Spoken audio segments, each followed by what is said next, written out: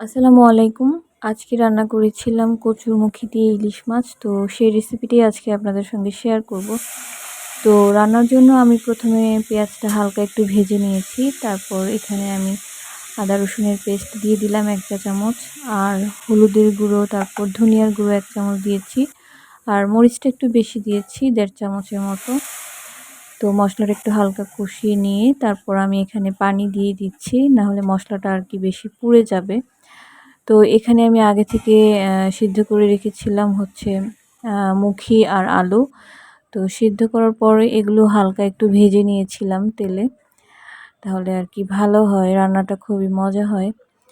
তো এখন আমার মশলার সাথে সবকিছু একসাথে মিশিয়ে একটু হালকা একটু ভাপ দিয়ে নিব আর কি।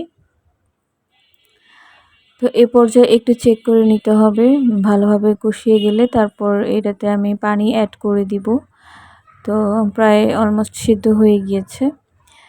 তো এখন আমি এখানে ঝোলের জন্য পানি দিয়ে দিলাম। আর এখন আমি মাছগুলো দিয়ে দিব উপরে বিছিয়ে। আসলে যে সবজিগুলোতে মানে হালকা ভাপ দিয়ে একটু ভেজে রান্না করতে হয়, সেখানে মাছটাও যদি একটু ভেজে দেওয়া যায় তাহলে কিন্তু সেই তরকারির স্বাদটা দ্বিগুণ পরিমাণে বেড়ে যায়। তো এক্ষেত্রে আমি মাছটা একটু ভেজে নিয়েছি। তো হয়ে গেল আমার মজাদার কচুরমুখী দিয়ে ইলিশ মাছের রেসিপি। তো আজকে এ পর্যন্তই। সবাই ভালো থাকবেন। আল্লাহ হাফেজ।